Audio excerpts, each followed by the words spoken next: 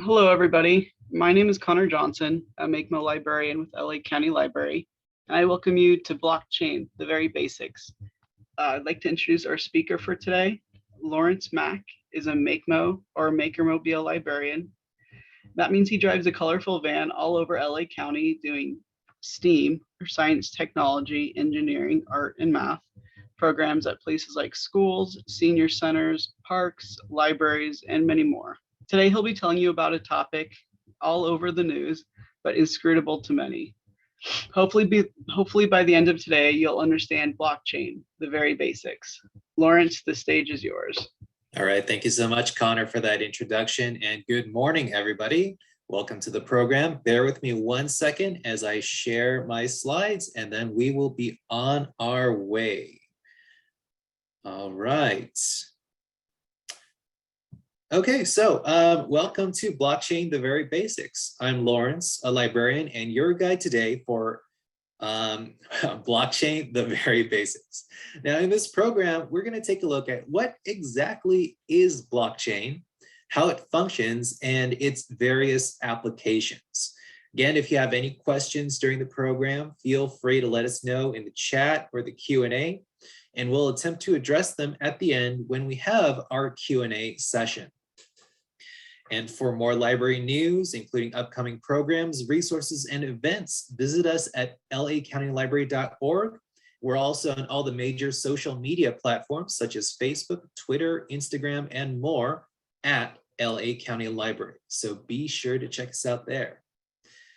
All right, let's move on.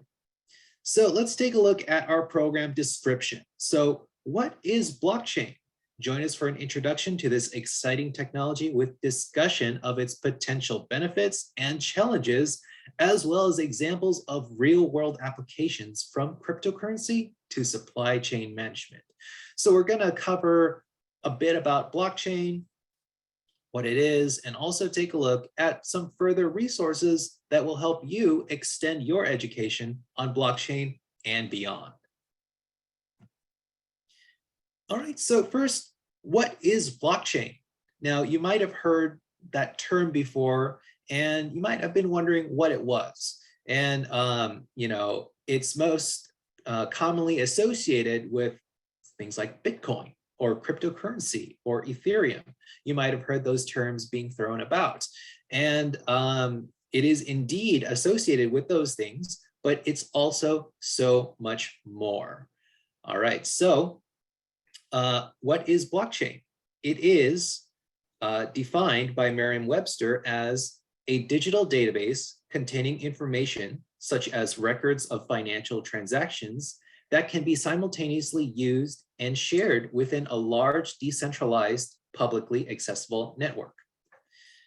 All right, so the concept of a blockchain was first proposed in 1982 by cryptographer David Chong. So in 1982, this concept of this kind of digital database containing like a ledger with records of financial transactions, that was first kind of born. And that idea kind of led to the first prototype blockchain, which was a timestamping service. This is by researchers Haber and Stornetta in 1995. And it still runs once a week. Now, this blockchain is, this prototype blockchain can be found in the New York Times in the form of these small publications, such as the one on the right-hand side. And so what it is it's a security company called Surety, and they publish a weekly summary hash value in the New York Times. So this kind of provides an anchor for security for documents that they post. And the documents that they do, it's kind of like a digital fingerprint for all their transactions processed during that week. So for people who have one of those transactions, they can kind of match their transaction hash number, this number, against that was posted in the newspaper. So this can be checked with this publicly available value to confirm the transaction's authenticity. And this widely witnessed process makes it impossible for anyone, including that company, to backdate their timestamps or validate electronic records that are not exact copies of the originals. And how do they do that, you wonder? Like, if this is a publicly available document, it might be pretty easy to change it. What kind of weaknesses does this system have? And somebody did state that the only way to disrupt this blockchain would be to print a fake edition of the New York Times with a different code. And that would kind of disrupt it. But since this is so publicly available, legitimate copies of the New York Times are so publicly available, they print like hundreds of thousands of issues every day. In order to effectively disrupt this chain, an attacker would need to print more than the hundreds of thousands of issues of New York Times that would be, distributed every day, which would make it a pretty expensive task. And so probably not money efficient to do that. All right, so the first publicly available blockchain, the first public decentralized blockchain, was implemented in 2009 by someone named Satoshi Nakamoto. So Satoshi Nakamoto is the name used by the pseudonymous creator or creators of Bitcoin and Bitcoin's blockchain. And his identity remains unclear to this day. There have been various claimants, mostly people who are involved in like computer science or coding or cryptography, but there still hasn't been definitive proof of who is this person, Satoshi Nakamoto. And that has inspired, pieces of art such as this sculpture on the right-hand side. It is in Hungary, and it kind of reflects the ambiguous identity of Satoshi Nakamoto, because the face is mirrored, so whoever looks at it can see their own reflection in the sculpture's face. So that's kind of led to, it kind of stems from a popular slogan from users of cryptocurrency or Bitcoin that we are all Satoshi. So I think that that statue is kind of like a clever way that they kind of capture that meaning.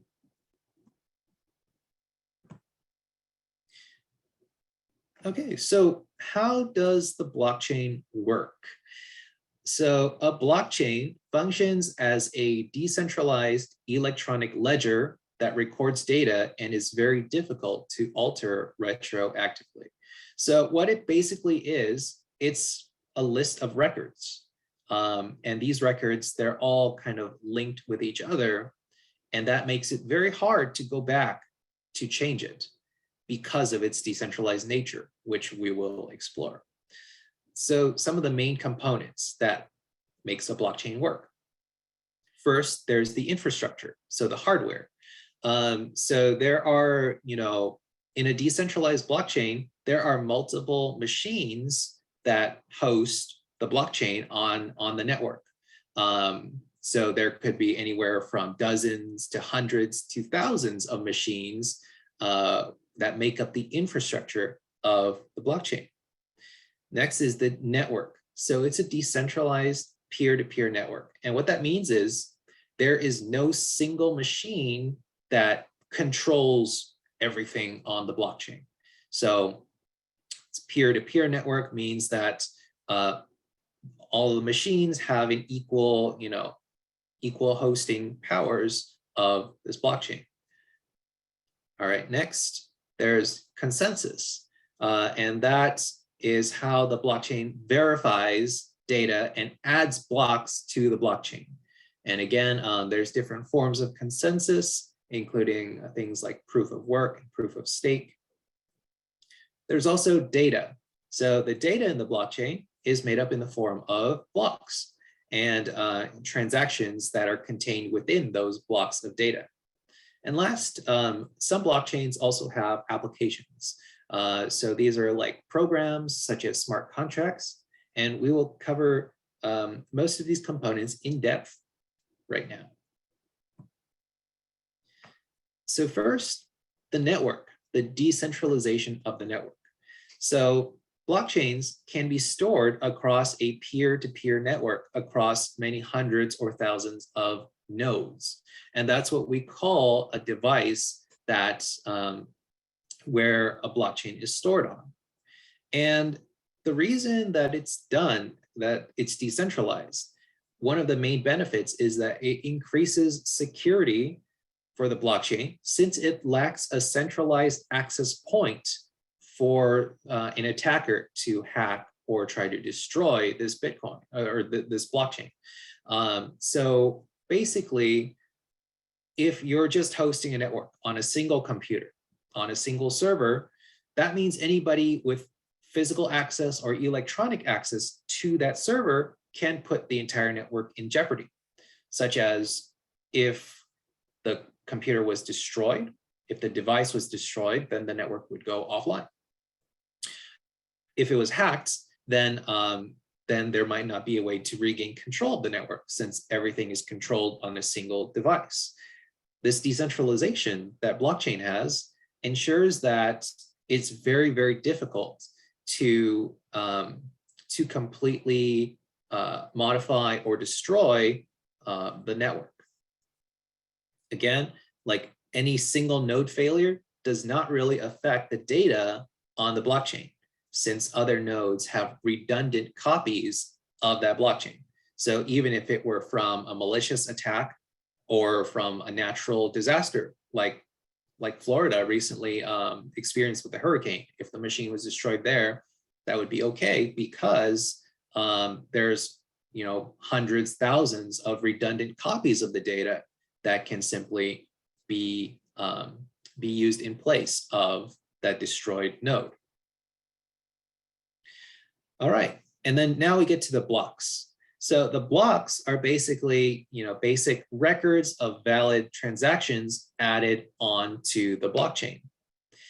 And each block contains an algorithm, which is called a cryptographic hash function that links it to the prior block, creating a chain of verification. And on the right-hand side there in the figure, you can kind of see a representation of the blocks in a blockchain. But we'll kind of dive deeper into that and see how it works. So this is kind of a representation of the blockchain, of the blocks in the Bitcoin blockchain. So it's a very simplified representation. And as you can see in each block, it includes a hash value, and that hash value links it to the previous block. So what that means is, looking at the hash value, you can determine which one is the previous block and the one before that. So you can basically have a record through all of the blocks of data all the way back to the original block. So that is what chains all of these blocks together and what provides it with its excellent record keeping. So there's the root, and what that does, it includes basically like the transactions that are appended to the block. And that's basically the information, the data that is appended to the block. And there's also timestamps for each block, and that's used to, again, verify when the data was put onto the blockchain. And there's also the nonce, and that's shorthand for number used only once. And that's the number that's used in the hash to verify the transactions and the other data that's contained in the block. All right. And then now we get to consensus and proof. So in order to have consensus for something, so a blockchain requires some kind of work, some kind of guarantee for the data appended to the blockchain. And this is to make it so that it's not easy for people to just put in whatever data, like spam data or anything like that. They have to have some sort of proof or stake in it in order to append data. So most of the earlier blockchains have proof of work. And what this is, it's a form of cryptographic proof that secures a blockchain by requiring a certain amount of computational effort. And that's the work in it for data manipulation. So for example, in Bitcoin, Bitcoin uses proof of work. And what that does is basically, in order to, add a new block, they would need to solve a certain problem using the computer's hardware. And so that's where Bitcoin mining, if you've heard of that phrase before, comes into being, because people buy, more and more expensive and powerful hardware in order to solve this, in order to do this computational work faster, which means that they can mine more Bitcoin.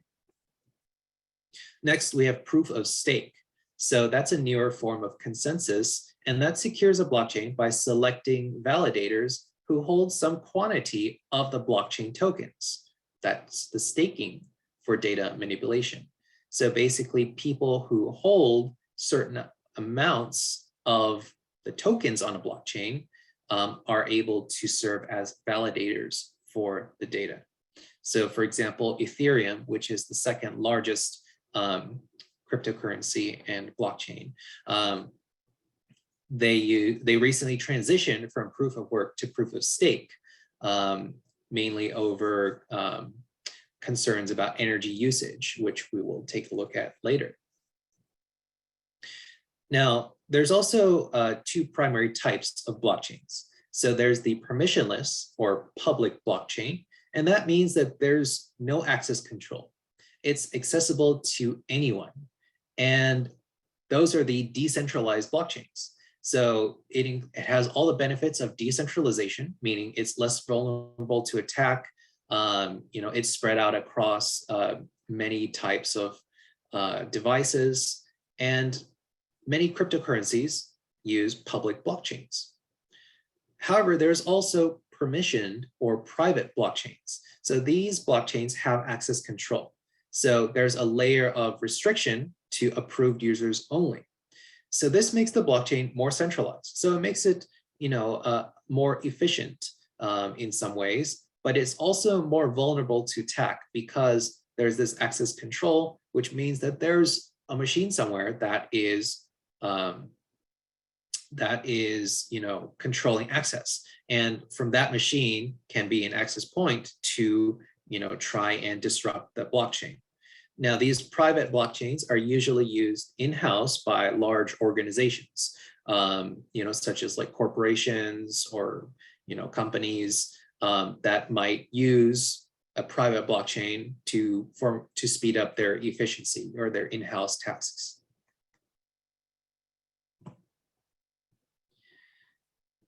Okay, so let's take a look at how blockchain is being used.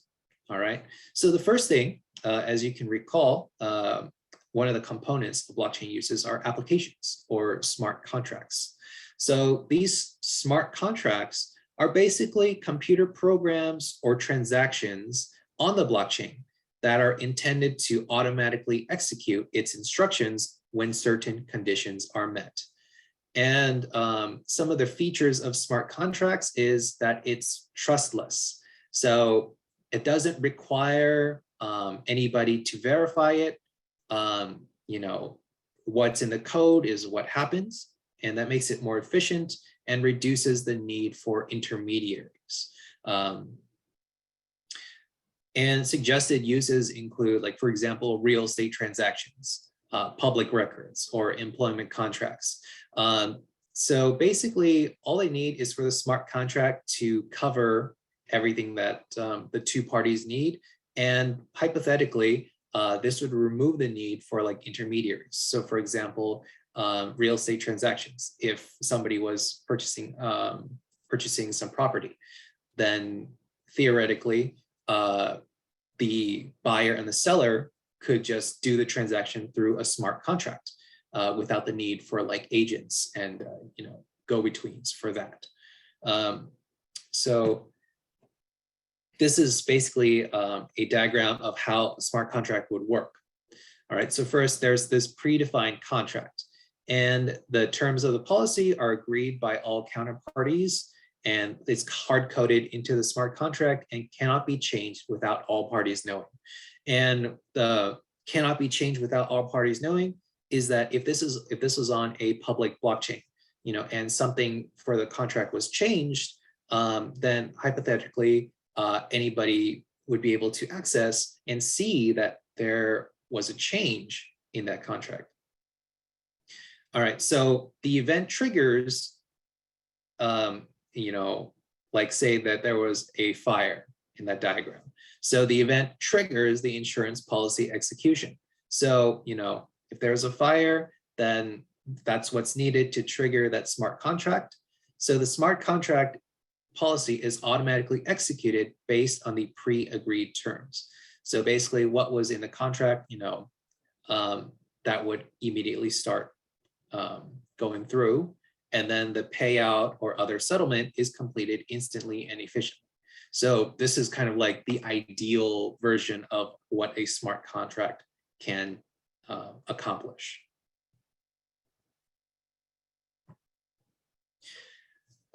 Right, so blockchain is also being used in supply chain. So for supply chain and logistics, it can be used to track products and commodities to verify origins, and it can also be used to authenticate and detect counterfeits with records that can't be forged or altered easily. So again, this goes back to the decentralization of the blockchain and the fact that many of them are public. So it would be very hard to hack or alter or delete records from the blockchain without somebody knowing and without lots of backup versions of the data being available. And also in financial services, blockchain is receiving interest from like banks. They're interested in private blockchains, for their in-house to increase efficiency and reduce costs for transactions. And blockchain is also very, it's good for a number of applications, including like accounting. So it's basically, if you're familiar with a ledger from accounting, it's basically the ultimate like electronic ledger, because it will record every single thing. It's easily searchable, and it's got the date and time and everything all there. Very hard to, it's very hard to modify. So it could be an accountant's dream of an ideal ledger. All right, and one of the blockchain uses that you've probably seen or heard about, if not actually used, then you've heard about it on the news in some way, shape, or form, is cryptocurrency. So this is basically virtual currency, and it's a medium of exchange that isn't reliant on a centralized organization, such as a government or a bank, to maintain it. So this means that it's a direct, trustless means of fund transfer between two parties, and it's recorded on the blockchain. So usually if these transactions happen on like a blockchain, it doesn't need to go through any organization. There's no like bank, there's no Chase or Wells Fargo there to kind of monitor that transaction. It just happens between the two parties. And it's favored by some people for that actual option. So with increased adoption of cryptocurrency comes increased regulation. And you might have heard about these regulation stories on the news where the government is trying to figure out where exactly cryptocurrency fits in the financial world. But it's gaining steam because as of 2021, according to Pew Research, 16% of Americans have ever invested in, traded, or used cryptocurrency. You hear about all these companies running promotions, and as things like Bitcoin or Ethereum are fed more into the mainstream, more and more people will be able to adopt this use of blockchain. And it looks like really it's being adopted, if not in the consumer world, it's being favorably viewed by many business executives. All right, so there is a survey of financial executives by Deloitte, one of the big four accounting firms. And basically, overall, they interviewed about like over 1,000 business executives, and this is their 2021 Global Blockchain Survey, as you can see in the graphic on the right-hand side, that the majority of the executives interviewed, and this is like worldwide, they agree that blockchain technology is broadly scalable and has achieved mainstream adoption. And that they believe that there's compelling business cases for the use of blockchain and digital assets. And that they believe that they can earn new forms of revenue from this technology. So it looks like it's going to be here to stay, at least for the time being. So there are already some real world applications of blockchain. So for example, FedEx has integrated blockchain to help improve traceability and record keeping of shipments. Walmart has used blockchain technology to help improve their supply chain traceability, especially with their food and produce and meat, tracing the origins of those things from the supplier to the store. And also in the diamond mining industry as well, like for example, De Beers, they use blockchain technology to monitor ethical sourcing of the diamonds that they mine. So this is a new technology, and since it's being so widely adopted, there's also some challenges facing blockchain technology. So one of the biggest challenges is like for example, cryptocurrencies and thus blockchain technology are being criticized for their high energy usage and CO2 emissions from mining. All right. So in 2022, it's estimated that the two largest blockchains, both Bitcoin and Ethereum, use double the electricity of Sweden in a year. So this is a concern because they're using such high energy while some of our electric grids are struggling to cope with demand. And that's why Ethereum recently switched from proof of work to proof of stake, which hypothetically promises to use less electricity. All right. Another challenge facing blockchain technology is the continued uncertainty over laws and regulation of cryptocurrency and other forms of blockchain technology. Again, there's been a lot of debate, and there will continue to be a lot of debate in the governments the world over about where cryptocurrency and thus blockchain kind of fits in the global finance. So this continued uncertainty might put off a lot of organizations, companies, or even people, regular people, from adopting and using blockchain technology because it's a still developing, evolving technology. It was introduced in the last, about a decade ago. So it's still got a lot of room to grow and evolve. And who knows where that future will take it. So with that being said, what's next for blockchain? All signs point to increased adoption from governments and consumers. For example, many governments the world over are exploring the idea of something called a CBDC, or a central bank digital currency. So they're thinking of creating digital currency for us to use, and we can use that as an electronic form of payment. And that's including the United States that are thinking of adopting CBDCs. And some CBDCs might run on blockchains. So that's up to each country to decide, but that is a possibility for CBDCs. And some governments have already adopted cryptocurrency as legal tender, and that includes El Salvador and the Central African Republic. So those two countries have officially adopted Bitcoin as part of their legal tender alongside their base currency. And blockchain, there's also a potential for a variety of uses. For example, it's been proposed that voting can be used on a blockchain. So that lets the voters cast votes electronically with immediately verifiable, unalterable results. So, it's been proposed that blockchain might help combat those allegations of like voter fraud that have sprung up in recent years. And also a lot of financial services are also looking into blockchain for faster, more secure, and more transparent financial transactions.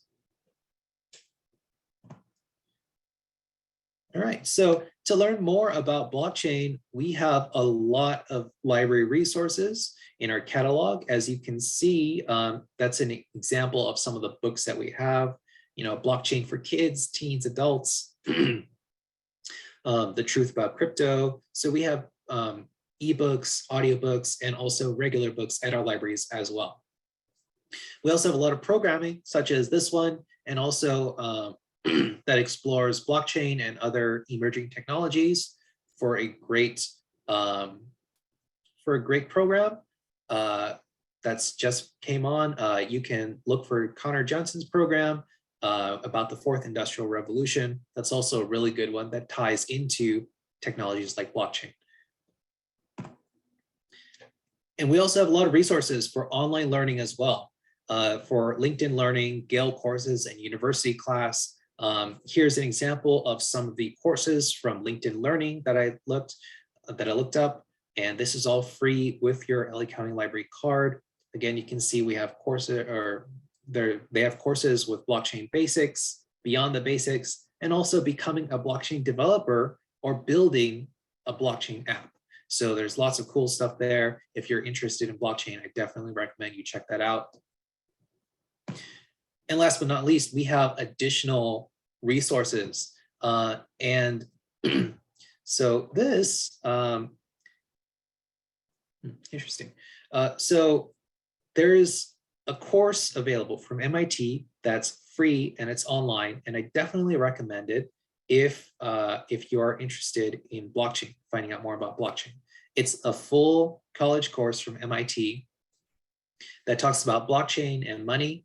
The instructor is Gary Gensler, who you might recognize. He is the current head of the SEC, the Securities and Exchange Commission, and he is actually one of the primary voices about blockchain and crypto legislation in the government. So he's taking a very active part in those discussions for regulation of like cryptocurrency, Bitcoin, and all of that. So you can find that link here, and all of these links will also be provided in an email after this course. But I definitely recommend you check that out. And if you have any questions about blockchain, about this presentation, or about anything under the sun that you can think of, you're more than welcome to speak to a librarian. You can do that over the phone, text, email, or instant librarian, or you can come to the library and find a librarian at a reference desk. We'll be more than happy to help you out with your information needs. All right, and thank you so much for attending this presentation. That's the end of my part. And now let's move on to the Q&A.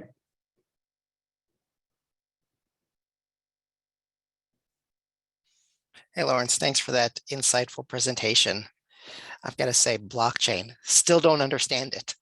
So I think maybe I'll get a better understanding through your responses to some of these questions. So let's get into it.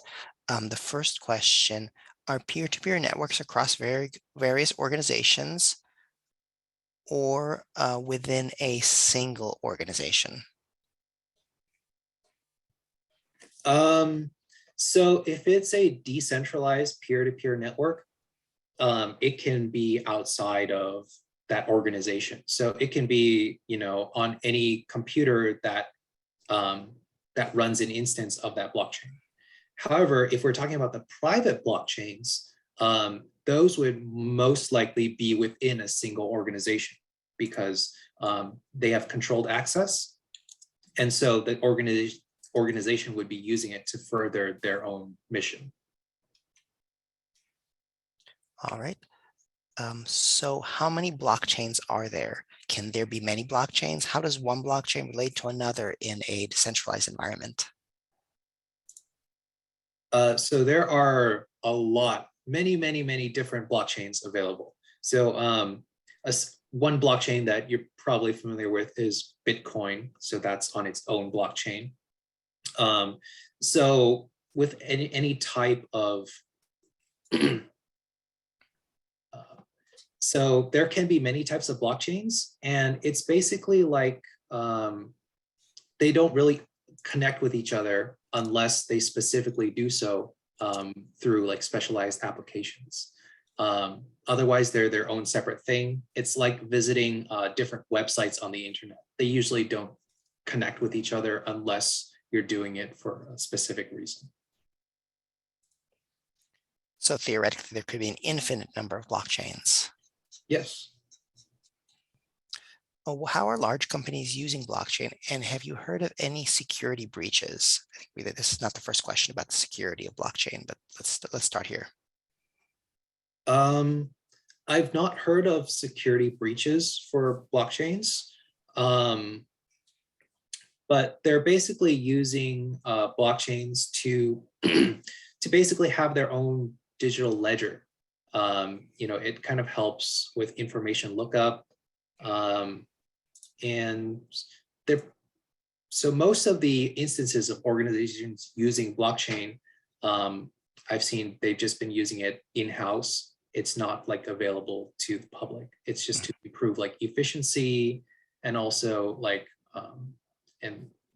for data security. What I've heard about the security of blockchain is that oftentimes it's not the blockchain itself, but the various elements around it.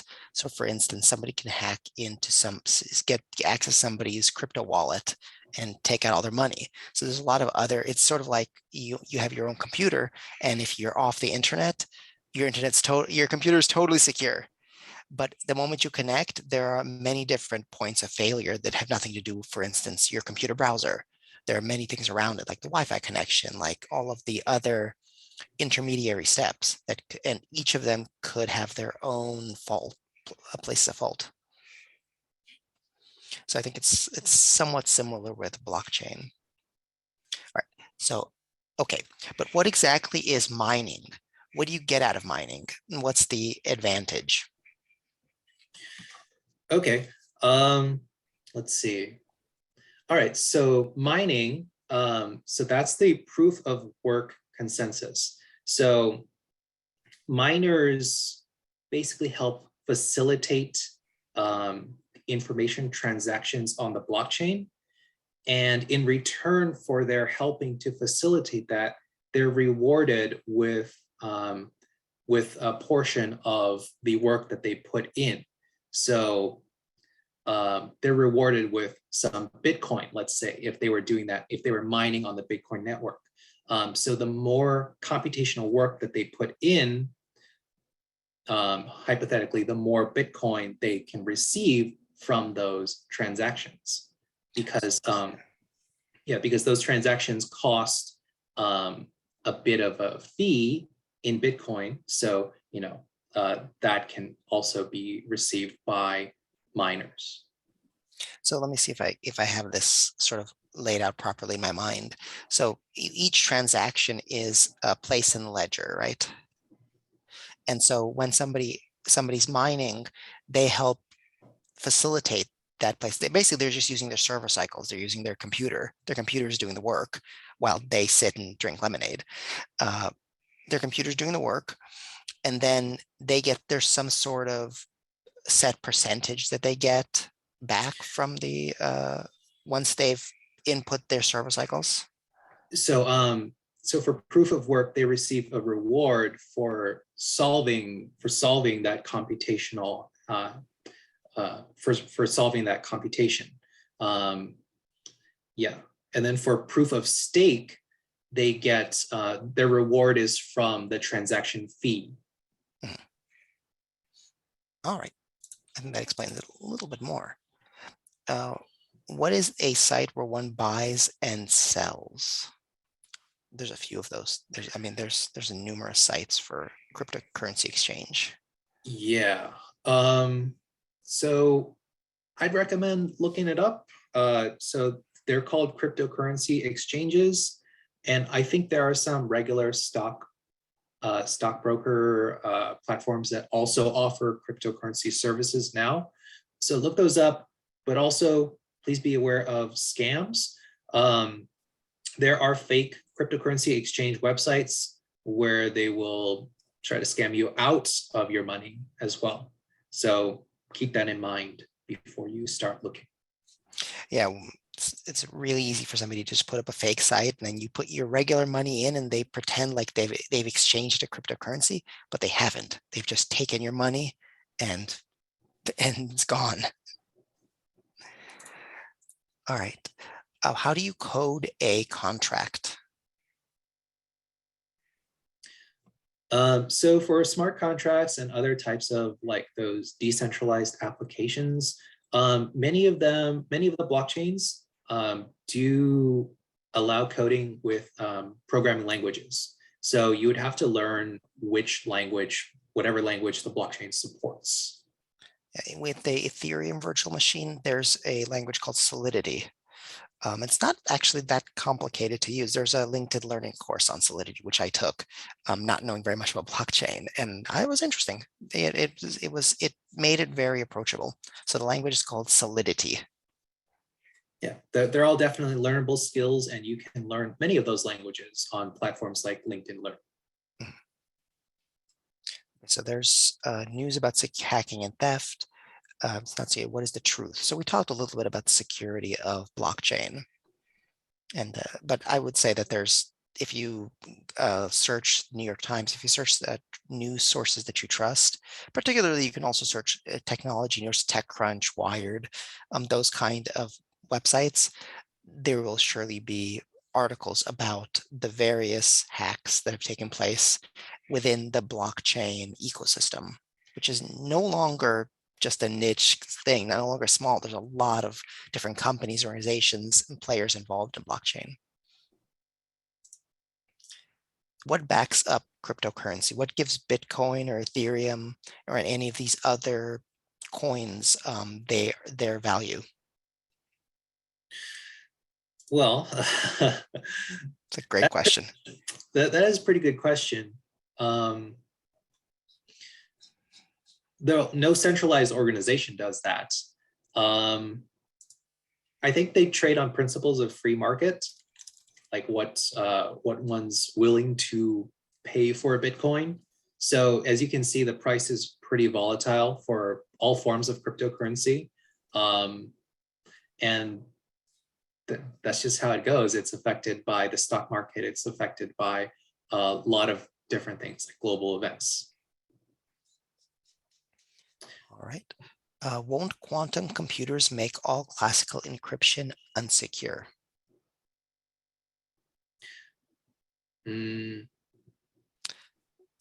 Well, the answer is maybe, or I should say, I don't have a great answer. I think the answer is not at the moment. I think quantum computing hasn't become understood or available enough for most people for it to significantly hamper current encryption. But don't quote me on that because I'm not an expert in quantum computers or cryptography. But my simple answer would be not yet. All right. After the cryptocurrency hype goes away, where in the government service areas do you see blockchain or smart contracts having a great potential for notable or positive uses? There's a long question. In other words, the use of blockchain sounds like a great use case for a county assessor tracking home titles, maintaining public records. Anything else interesting for the LA County that you guys are aware of? Not for LA County specifically, but those fields that you mentioned would be excellent for blockchain technology to improve upon current services, for sure. Like especially in accounting, it's basically one big accounting ledger for most blockchains. So yeah, it can definitely have its uses. Right. And I've heard some talk about copyright being some kind of blockchain application with copyright, which is also just, recording the first existence of something. So I don't know if there's any actual serious thought about that happening on the federal level, but there are there are people who have mentioned that. The proof of work approach seems frivolous in the sense that it is just make work and whoever has the biggest computer wins. What's the sense of this approach?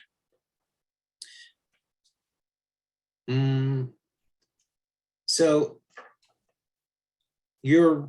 that's a correct way of viewing that in a way, because a lot of mining, significant mining is undertaken by large companies. These mining companies have rooms and rooms filled with their servers that consume, gobs of electricity, but also produce the most mining results. I mean, that's it, like traditional mining, that's just kind of how it naturally progresses, when people try to mine their way in the gold rush, and it's eventually now it's all taken over by corporations. I guess that's just how it's going for proof of work mining as well. Ryan points out the blockchain basics course on LinkedIn Learning is a great course. I have taken that course as well, and it is interesting and a great start for learning about blockchain. Although I took it and I still feel like I don't know anything. So it is definitely an approachable course. It's taught in a way that's very clear. What role do the cryptocurrency exchanges play? Well, they let you buy a lot of different sorts of cryptocurrency. And they let you send that cryptocurrency to wallets. So these wallets are basically encrypted online wallets that hold your cryptocurrency for you. So that's how most people can access that cryptocurrency, especially if they're not miners. So yeah, they take a small fee. It's like stock exchanges. That's pretty much the service they provide. All right. Thank you for this very good introduction. Could you please explain mining again? I think you already have, but is there anything to add on mining that you haven't mentioned already that you think it will be useful for people to know? Not really. It's just that the proof of work.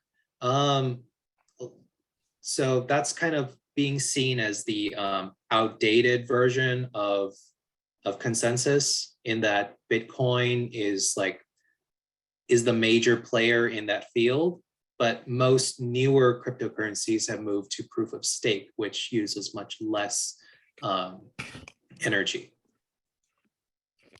All right. Person says, great presentation. With multiple copies in a decentralized environment, when the master copy is changed, will the copies be changed simultaneously? So actually, no. So it will take some time for the copies to be updated, but it's based on the timestamps. So whichever one has the latest timestamp, that's the one that will kind of be used for transactions.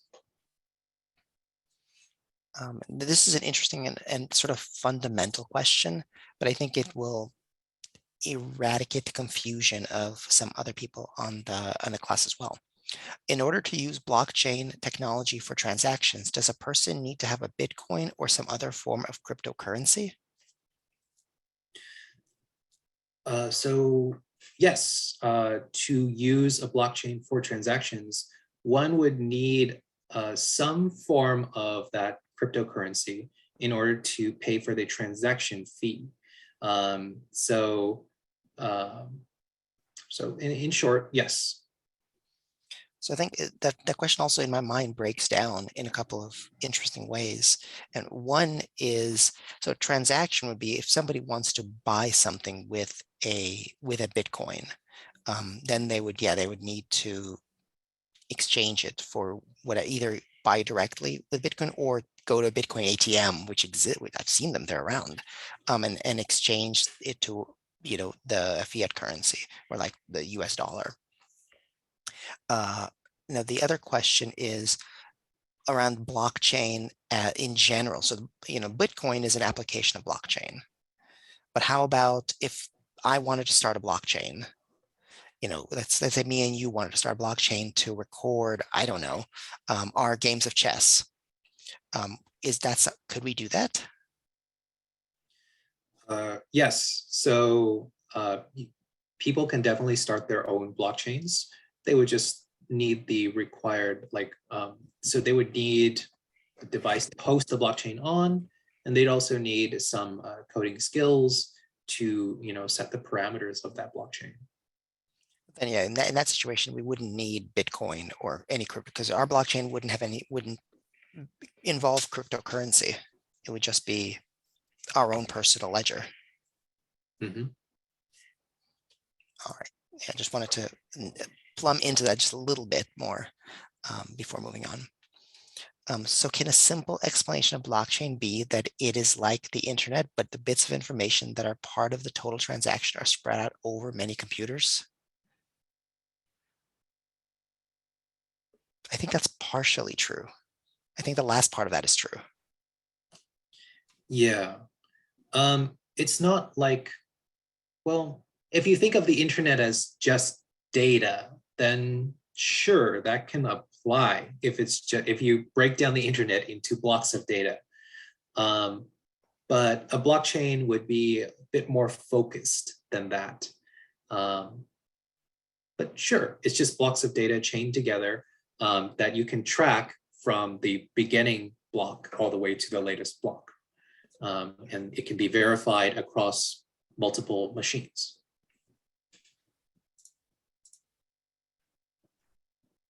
Are all blockchain actions reported in the New York Times or any other specific, or any specific businesses, or I guess any other, is there a place, is like a clearinghouse for all blockchain transactions?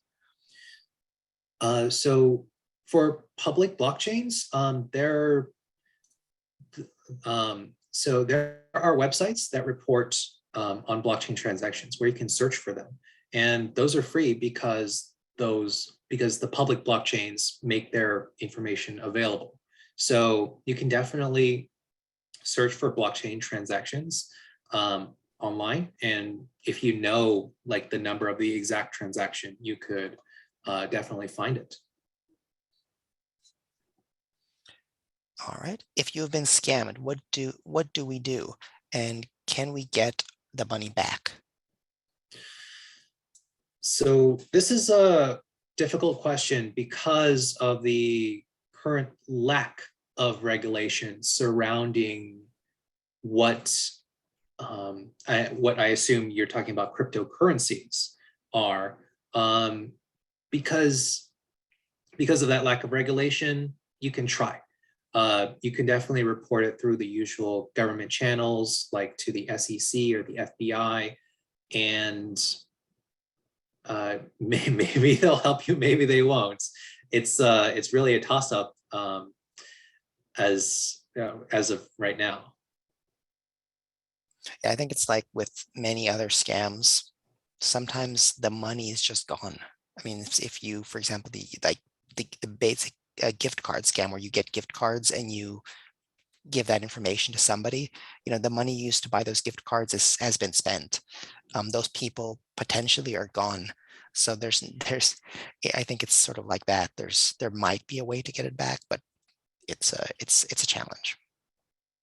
One thing I want to add for scams online is that whenever a scammer takes your coins, takes your crypto, and puts it in their own wallet, it's very hard to find the identity of that person, because while all transactions are visible on the blockchain, unless you know who that wallet identifier belongs to, they're basically anonymous. So again, it's all verifiable on a blockchain, but the transactions between users are mostly anonymous. Yeah, you can actually look up, you can go to the website of a blockchain and look up the different blocks, but it's not really that informative for just, just looking at it with our naked eye. Do you know how FedEx or other companies are handling the environmental aspect of this technology for using large quantities of electricity?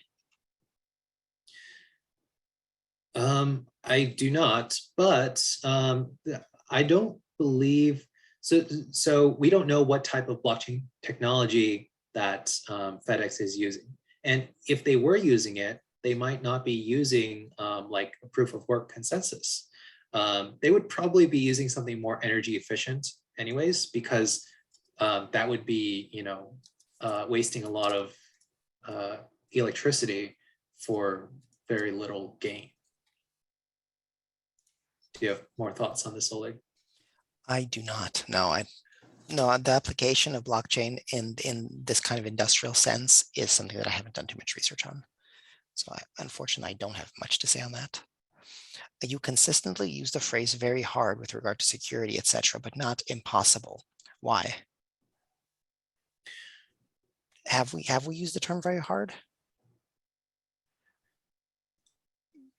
I Oh, mean, uh, one could say that security in general, keeping things 100% secure is impossible, because it's always a one-upmanship game with the bad guys out there who are trying to, who are trying to steal people's money, who are trying to disrupt their aspects of lives. So it's impossible in the sense that there's always potential for security breaches. Very hard in the sense that there's certain things that are more secure, certain things less secure.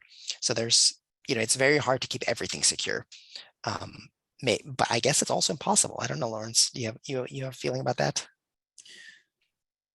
well, I mean, I would say for some aspects of cryptography, it would be like the chances of success would be very low, like near infinitesimal. So, but there's still that chance of success of the security being breached. So it's very hard to say. Um, Yeah, these are we could probably do a whole another presentation on security, blockchain security, because that's an important topic with all this money being flung around. Speaking of money, does it mean a person, when you're trying to work with cryptocurrency, does it mean a person has to have a cryptocurrency purse or a wallet? How do you buy cryptocurrency to fill this wallet or purse? um, so So first off, you can buy cryptocurrency on exchanges, and you don't necessarily need to create your own wallet for that. However, the cryptocurrency on the exchange is kind of subject to that exchange's rules and regulations. If you have your own wallet, you can send that to your wallet, and the key for that wallet, the private key, that's like a hash. It's a series of string of letters and numbers that's only known by you. So that means you control access to those funds. So that's basically the difference. Whether you buy it on the exchange that's subject to the exchange's rules, or you have it in your own possession, in your own private wallet. That's pretty much the difference. What does blockchain look like? Is it a spreadsheet? How do you visualize it? Well, so I provided some renders of a blockchain in the form of like the blocks of data, but yeah, pretty much the information is just pretty much like text and numbers, characters, and yeah, I believe you can put it on a spreadsheet. It's like a ledger, like, you know, like old school in an ancient world, there was a guy who would etch in transactions. Kind of looks like that, I think. Yeah, like I feel like it can definitely be on an Excel file, but many of these blockchains are, hundreds of gigabytes or even more in size. So it'd probably be beyond what. Beyond just one tablet. It would be a lot of tablets. Yeah. It's like a whole warehouse full of tablets. Do we have articles that give consumers what to watch out for when dealing with crypto? Like the presenter mentioned, of someone gaining access to your wallet via a bad email link or some sort of scam. There are articles like that. Yeah. Let me make a note to maybe include that in a follow-up email. We'll look that up and see if we can send you something. So this video will of course be sent out, just like all of our other presentations. We'll be sending out this in a follow-up email, and you'll have a link to the video and then also a copy of Lawrence's slides.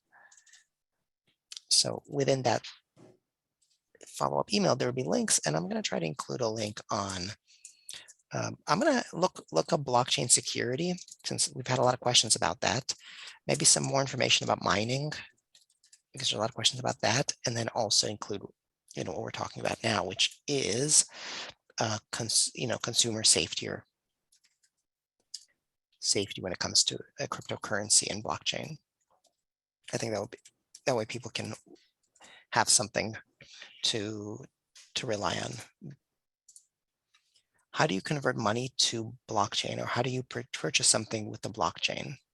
So I think the terminology here is a little bit, it's not exactly right. So you don't purchase something with the blockchain, you purchase something with a cryptocurrency that comes from the blockchain.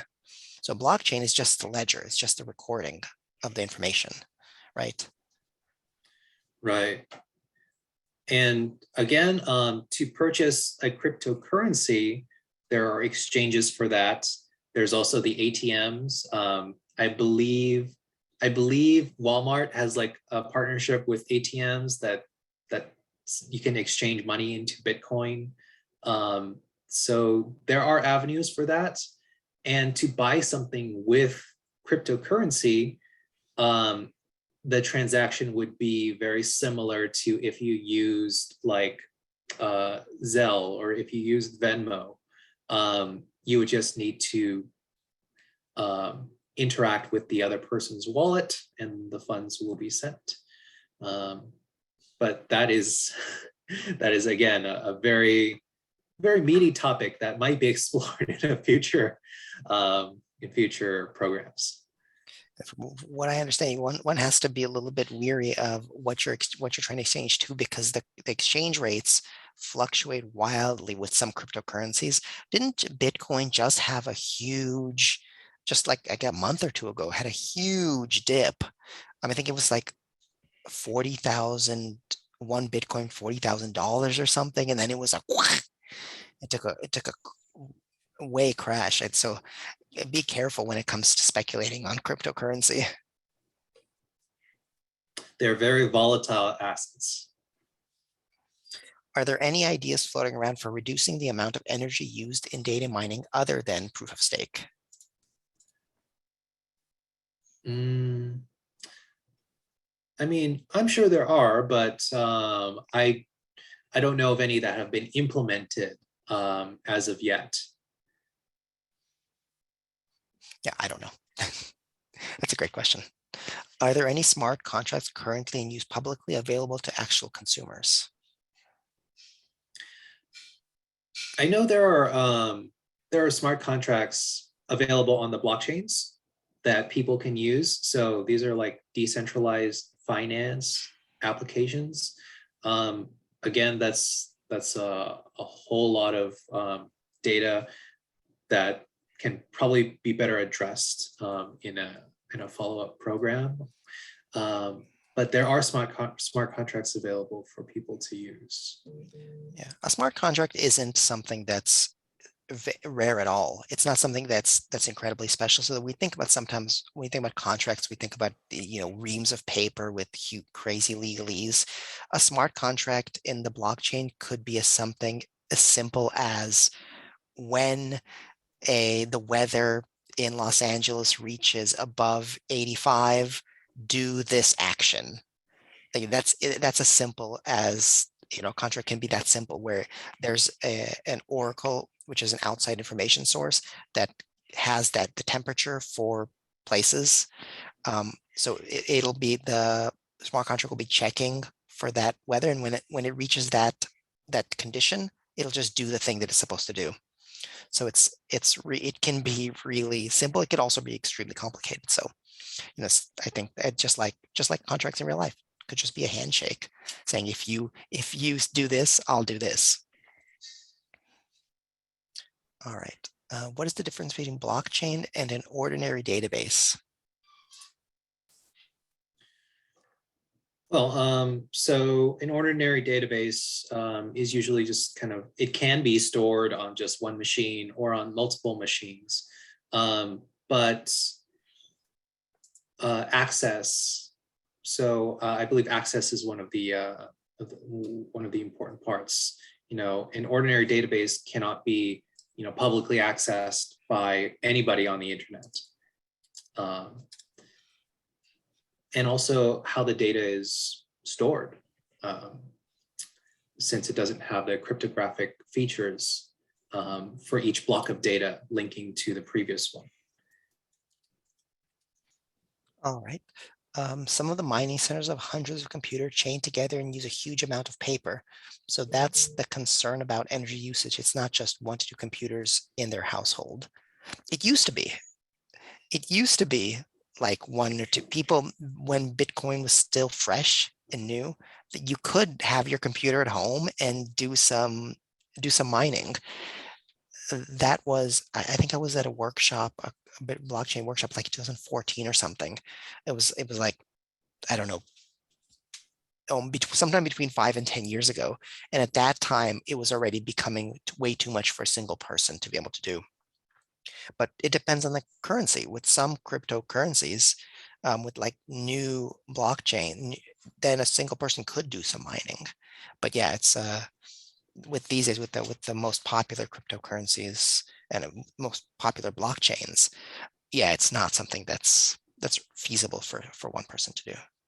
I've even heard of some new blockchains where people can utilize their cell phones to mine some of those tokens. So yeah, yeah, it's possible. If you're just starting out, yeah, the blockchain is new. Why do you need people like miners to solve the algorithms? Can you give an example of an algorithm? An algorithm, it would just be like a generic formula that the computer has to crunch. It doesn't have to make sense, but it's just something for the computer to do in order to prove that you're putting in energy and resources to append that data block to the blockchain. It's kind of like a way to filter out spam from emails, whereas because spam and emails, they don't really have to do that much, but if you have them do some work, it quickly adds up to become unprofitable for the spammer. So that's kind of a similar concept for proof of work mining. And the miners, I mean, it's not people, it's computers. I mean, it's the people are running their computers. The people themselves aren't doing any of the math. So it's, if a human would be doing it, it's a ton of math. More math than a single person would want to do on paper in their heads. If blockchain is decentralized and spread across many computers, how does one own something like a cryptocurrency or NFT? That's a great question. That is a very good question. So, so the blockchain, let's say the Bitcoins on a blockchain, they're on the blockchain, but you own access to them. That's how I think I would put it. You own the access in the form of your keys for your wallet. So for example, if you have one of those crypto wallets, you have a key for it, which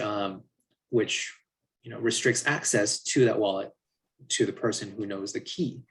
And so the tokens are still on the blockchain, but you control access to them, and you can kind of like spend them by shifting their ownership. It's again, it's a very Abstract. yeah, the topic is very abstract. It takes a lot of reading to try to wrap your mind around the concepts. Yeah. I think that's why I feel like, I've done the course on LinkedIn, and I've even taken a course on Solidity, and I've read about blockchain and watched videos about smart contracts, and I'm still like, I don't understand that. I don't understand anything at all. I talk to my friends who are in the industry or who deal with cryptocurrency and stuff like that, and they tell me things, and I'm like, okay, explain that again, like I'm a fifth grader. Even better, like I'm a first grader. So if you're out there and you don't quite get it, yeah, I'm right there with you.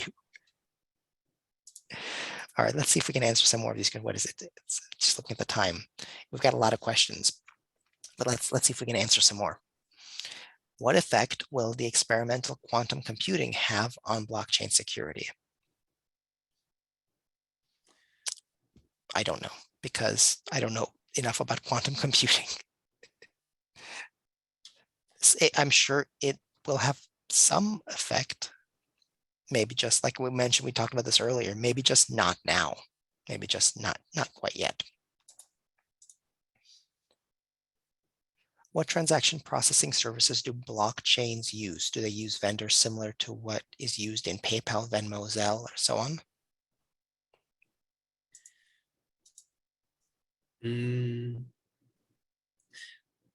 I believe the transaction is the consensus. So it's using the proof of work or proof of stake to confirm that transaction.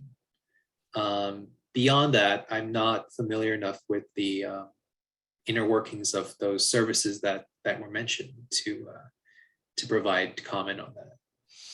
I think the idea is the same. There are services like that for cryptocurrencies. But yeah, I don't have offhand, I don't have a list of like PayPal, Zelle, etc., what they are.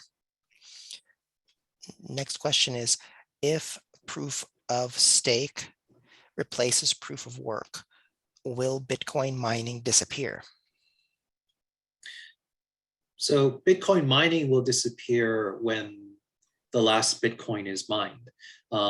So there's a limited number of Bitcoins that can be mined in existence. So after the last Bitcoin is mined, then probably Bitcoin mining will disappear, or whenever Bitcoin falls out of favor. Contracts tend to be very long and complex. If I change one word, would others find this without carefully reading the entire contract every time there's a change? Is the change highlighted? So for the blockchain, if you make a change to an existing contract, then that would be a new block of data that would be appended to the blockchain. So it would be visible to everyone who has who's running an instance of that blockchain or who has access to that blockchain. They would be able to see it and see what changes were made.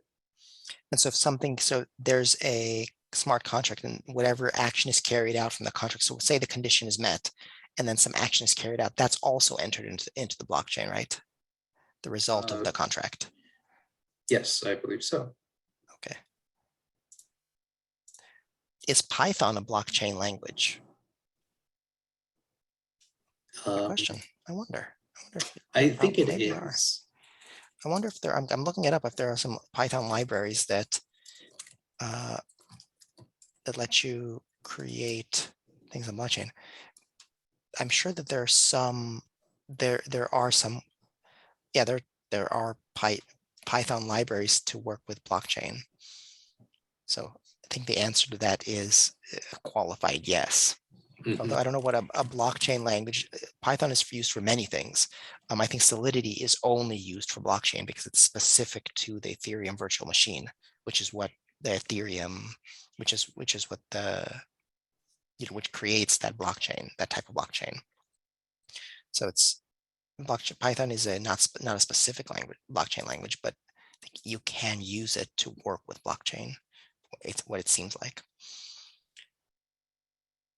Is cryptocurrency for payment an intent not to leave a trail, such as through the bank's paperwork and policies?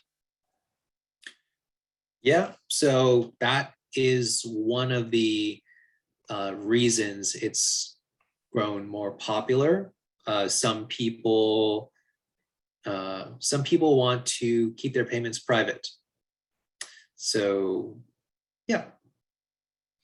However, I want to add that many exchanges now have something called know your consumer or something. They require people to provide their identification, just like a regular stock exchange. So, the government is able to track any potential payments that way. So it's not that those specific exchanges, not as much like the Wild West as some others. Will blockchain encourage the advancement of solar-powered applications? Those are two things that are both important and big in their own right. Will they combine? I'm almost certain that there's a person in a coffee shop, probably somewhere in Silicon Valley, going, but what if we used blockchain on solar panels? And then they're going out and raising money to do that. So the answer is likely yes. How will that look? I do not know. Yeah, because blockchain, especially like proof of work, they use a lot of energy. So obviously renewable energy would be in their best interests. Now, how they act on that is another question entirely. Can a blockchain be created within Linux? Yes. A blockchain is not operation system dependent. I mean, yeah, the Linux, Windows, Mac OS. I mean, as long as you have access to the web and you can use the programming languages that are used to build apps within the blockchain ecosystem, yeah, it doesn't, operating system is not the key part there. Is there a bank or some form of service to show the monthly expenditure of crypto purse similar to the regular banks so that a user can track the person, detect if there any break-in or stealing has occurred? Yes. Yeah, if you have an online wallet, the website that you use to store that wallet will have, it's just, you have an account just like a regular bank would. And also all of the transactions are recorded on the blockchain anyway. They'll be available for you to see, even if a thief has hacked into somebody's wallet and transferred all of that out, you will be able to see the destination wallet. Now, how much that will help you is another question entirely, because there's no way of knowing the identity of the person behind that wallet. But the money trail is definitely there. Right. So let's see. Oh, an example of solar powered city parks, which use energy to generate a type of blockchain to pay for its maintenance and upkeep. Oh, I don't think that that's how that works. So I think that the idea is that the solar panels are creating the electricity to then have some computers be doing mining, maybe. But I think that would be a very difficult. I think using solar to then power, to then somehow make money from crypto it's not as straightforward. It's not that straightforward. Chances are the mining would probably take more energy than can be produced from solar, especially if it's like a single person house or something like that.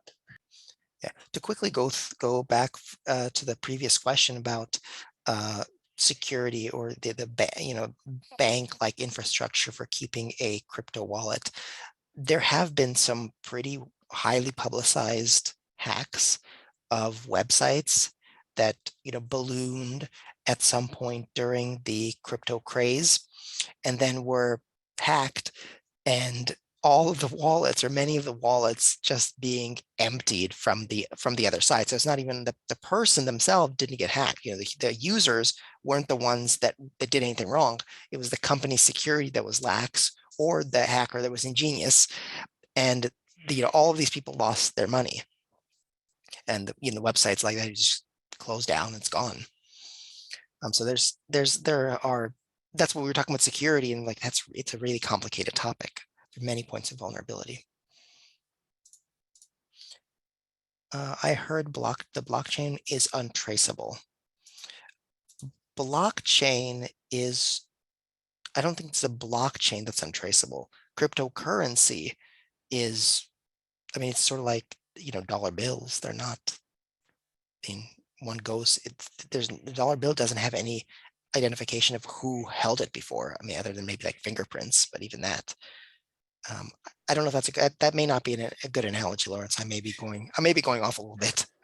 I feel like blockchain is very traceable because all of their transactions are there. What's harder to trace are the persons behind those transactions. And that's the kind of anonymity that certain players like to use blockchain for. That anonymity is what draws people to that. So I think that's an example of that in action would be like ransomware, where a computer is held ransom or a system is held ransom. And very often it seems like these days, the hackers who have done that are interested in getting that payment through Bitcoin. So they want you to deposit this much Bitcoin into this place. What is a good place to find a blockchain developer?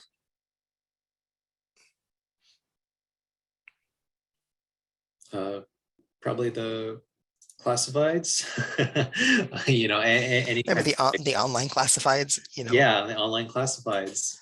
I think Anybody who's that's, proficient with coding. yeah, I think that there are people who specialize in the specific technologies that have to do with blockchain.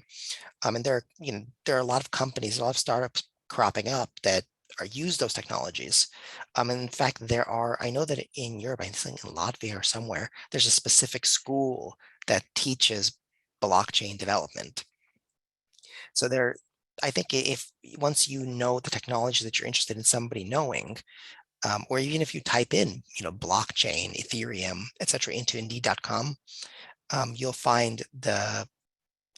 can find job descriptions for those kind of jobs, and then you can search Google for those specific technologies, the combination of those technologies, and you'll have people's personal websites coming up saying, I'm a blockchain developer. I know these technologies.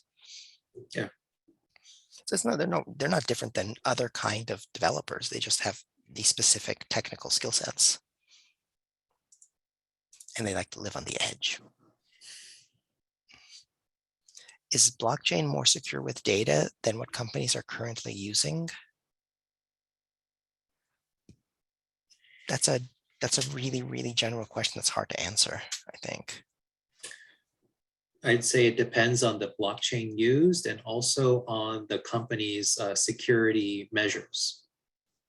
So two different variables there. If your cryptocurrency is stolen, what law enforcement agency oversees recovery? So since the classification of cryptocurrency is kind of fuzzy, it depends. So it could be the SEC, it could be the FBI, it could be it could be any number of different organizations. Yeah, I'm gonna look into that and see, maybe add that also to the follow-up email. Yeah. So well, I also want to add, like, based on those regulation discussion debates that the government's agencies have had, most of the government's agencies are trying to get crypto classified as one thing or another so that it falls under their purview. So that's what all the big debate's about. This one starts, crazy question, and I already know I haven't even read the question. I already know I'm gonna like it, because when somebody goes, I got a crazy question, I'm like, I want to know what that question is. What are your thoughts on companies marketing electric cars that mine on the blockchain on their downtime? Does the energy required to do such a thing make it sound unfeasible? Well, first off, I got to say, wow, I did not know that that function existed for electric cars. I don't know if it does. Um, Yeah. maybe it does. That's interesting. I mean, cars are. I mean, electric cars are. They have computers, so. I wonder if it's. I wonder what the exchange. The exchange rate on the electricity there is. Like if the amount of electricity takes is worth it on the mining end. But yeah, I don't see why not. It's like any computers can just be hanging out, using its cycles to hash some crypto. Yeah, some Oh, algorithms. wow. This is very interesting. So the DayMac, somebody put in the chat, it's a Canadian EV builder that allows the vehicle to mine and manage a variety of crypto. Wow, that's pretty cool. Yeah. Can you provide a sample flow of a blockchain transaction?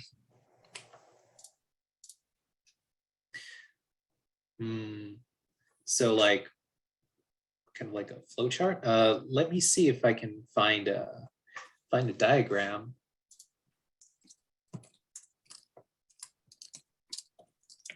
I think that's something we can probably do. I think it's probably something we could put in the follow-up email. Yeah. I make a note to do that.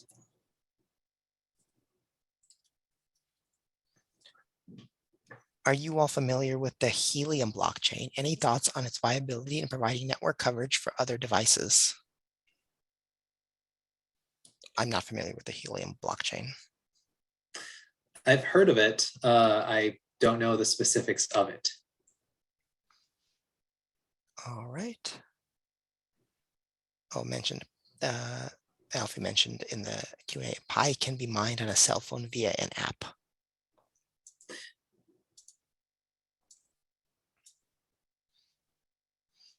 All right. Somebody mentioned quantum computing is decades away, fortunately, because a lot of encryption will be useless at that point.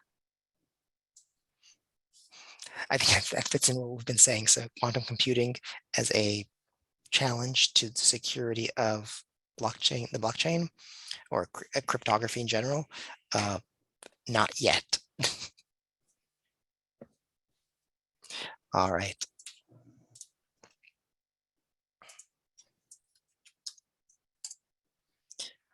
Well, that takes us to the end of the Q&A.